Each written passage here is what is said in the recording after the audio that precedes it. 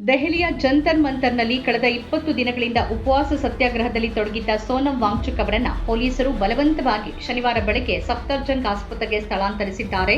ವಾಂಗ್ಚುಕ್ ಅವರನ್ನ ವೈದ್ಯಕೀಯ ಚಿಕಿತ್ಸೆಗಾಗಿ ದೆಹಲಿ ಪೊಲೀಸರು ಬಲವಂತವಾಗಿ ಆಸ್ಪತ್ರೆಗೆ ರವಾನಿಸಿದ ಬೆನ್ನಲ್ಲೇ ಕಾಕ್ರೋಚ್ ಜನತಾ ಪಾರ್ಟಿ ಸಂಸ್ಥಾಪಕ ಅಭಿಜಿತ್ ದೀಪ್ಗೆ ಅನಿರ್ದಿಷ್ಟಾವಧಿ ಉಪವಾಸ ಸತ್ಯಾಗ್ರಹ ಆರಂಭಿಸಿದ್ದಾರೆ. ಅಲ್ಲದೆ ಜುಲೈ 20ರಂದು ನಿಗದಿಯಂತೆ ಸಂಸತ್ ಚಲ ನಡೆಸುವುದಾಗಿ ಘೋಷಣೆ ಮಾಡಿದ್ದಾರೆ. ಈ ನಡುವೆ ಸೋನಂ ಅವರನ್ನ ಆಸ್ಪತ್ರೆಗೆ ದಾಖಲಿಸಲಾಗಿರುವ ಈ ಸಂದರ್ಭದಲ್ಲಿ ಅವರ ಪತ್ನಿ ಗೀತಾಂಜಲಿ ಜೆ ಆಂಗ್ಮೋ ಅವರು ವೈದ್ಯರಿಗೆ ಸ್ಪಷ್ಟ ಎಚ್ಚರಿಕೆ ನೀಡಿದ್ದಾರೆ. ನನ್ನ ಅನುಮತಿ, ಕುಟುಂಬದ ಅನುಮತಿ ಮತ್ತು ಕಳೆದ 20 ದಿನಗಳಿಂದ ಅವರ ಆರೋಗ್ಯವನ್ನ ಮೇಲ್ವಿಚಾರಣೆ ಮಾಡುತ್ತಿರುವ ವೈದ್ಯರ ಅನುಮತಿ ಇಲ್ಲದೆ ಅವರಿಗೆ ಯಾವುದೇ ಔಷಧ ಅಥವಾ ಇತರ ಚಿಕಿತ್ಸೆ ನೀಡಬಾರದು ಅಂತ ಅವರು ಹೇಳಿದ್ದಾರೆ. ವಾಂಗ್ಚುಕ್ ಅವರನ್ನ ಆಸ್ಪತ್ರೆಗೆ ರವಾನಿಸುವ ಪ್ರಕ್ರಿಯೆಗೆ ಕೆಲ ಪ್ರತಿಭಟನಾಕಾರರು ಅಡ್ಡಿಪಡಿಸೋಕೆ ಯತ್ನಿಸಿದ್ರಿಂದ ಸ್ವಲ್ಪ ಕಾಲ ಗೊಂದಲದ ವಾತಾವರಣ ನಿರ್ಮಾಣವಾಗಿತ್ತು.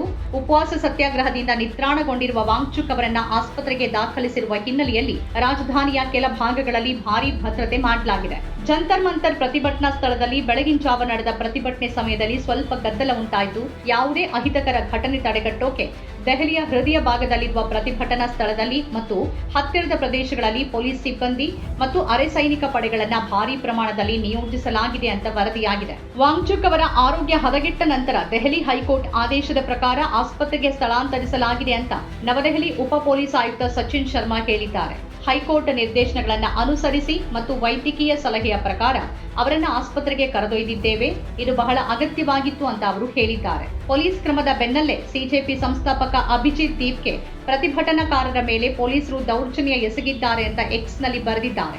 ವಾಂಗ್ಚುಕ್ ಅವರನ್ನ ಬಿಳಿ ಚಾದರದಲ್ಲಿ ಸುತ್ತಿ ಪೊಲೀಸರು ಬಲವಂತವಾಗಿ ಆಸ್ಪತ್ರೆಗೆ ಕರೆದೊಯ್ದಿರೋದು ದೇಶಕ್ಕಾದ ಅವಮಾನ ಅಂತ ಅವರು ಆಕ್ಷೇಪಿಸಿದ್ದಾರೆ. ಮತ್ತು ವಾಂಗ್ಚುಕ್ ಅವರನ್ನ ಆಸ್ಪತ್ರೆಗೆ ದಾಖಲಿಸಿದ ಬೆನ್ನಲ್ಲೇ ದೀಪ್ಗೆ ಅನಿರ್ದಿಷ್ಟಾವಧಿ ಉಪವಾಸ ಆರಂಭಿಸಿದ್ದಾರೆ. ಮತ್ತೊಂದು ಕಡೆ ತನ್ನ ಒಪ್ಪಿಗೆ ಇಲ್ಲದೆ ವಾಂಗ್ಚುಕ್ ಅವರಿಗೆ ಯಾವುದೇ ವೈದ್ಯಕೀಯ ಚಿಕಿತ್ಸೆ ನೀಡಬಾರದು ಅಂತ ಅವರ ಪತ್ನಿ ಗೀತಾಂಜಲಿ ಆಂಗ್ಮೋ ಹೇಳಿದ್ದಾರೆ.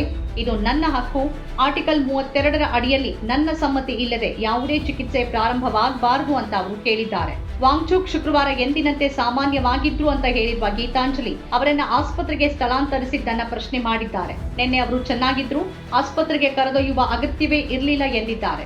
ನನ್ನ ಅನುಮತಿ ಮತ್ತು ನನ್ನ ವೈದ್ಯರ ಸಮ್ಮತಿ ಇಲ್ಲದೆ ಏನಾದರೂ ಮಾಡಿದ್ದಲ್ಲಿ ಎಲ್ಲರನ್ನೂ ಜವಾಬ್ದಾರರನ್ನಾಗಿ ಮಾಡ್ತೀನಿ ಅಂತ ಅವರು ಎಚ್ಚರಿಸಿದ್ದಾರೆ. ಸೋನಂ ವಾಂಗ್ಚುಕ್ ಅವರಿಗೆ ತುರ್ತು ವಾರ್ಡ್ನಲ್ಲಿ ವೈದ್ಯಕೀಯ ಮೇಲ್ವಿಚಾರಣೆಯಲ್ಲಿ ಇರಿಸಲಾಗಿದೆ ಅಂತ ವೈದ್ಯರು ಮಾಹಿತಿ ನೀಡಿದ್ದಾರೆ. ಈ ನಡುವೆ ಸಿಜೆಪಿ ಪ್ರತಿಭಟನೆ ತೀವ್ರ ಸ್ವರೂಪ ಪಡೆದುಕೊಂಡಿದೆ. ಈವರೆಗೆ ಶಿಕ್ಷಣ ಸಚಿವ ಧರ್ಮೇಂದ್ರ ಪ್ರಧಾನ್ ರಾಜೀನಾಮೆಗೆ ಒತ್ತಾಯಿಸಿದ್ದ ಸಿಜೆಪಿ ಈಗ ಪ್ರಧಾನಿ ಮೋದಿ ಕೂಡ ತಮ್ಮ ಸ್ಥಾನವನ್ನ ತ್ಯಜಿಸಬೇಕು ಅಂತ ಹೊಸ ಬೇಡಿಕೆ ಇಟ್ಟಿದೆ. ಪ್ರಧಾನಿ ರಾಜೀನಾಮೆ ನೀಡಬೇಕು ಎಂಬ ಸಿಜೆಪಿ ಪೋಸ್ಟ್ಗೆ ಮಿಶ್ರ ಪ್ರತಿಕ್ರಿಯೆ ವ್ಯಕ್ತವಾಗಿದೆ. ಹಲವರು ಇದನ್ನ ಸಮರ್ಥಿಸಿಕೊಂಡಿದ್ರೆ ಮತ್ತಷ್ಟು ಮಂದಿ ವಿರೋಧಿಸಿದ್ದಾರೆ.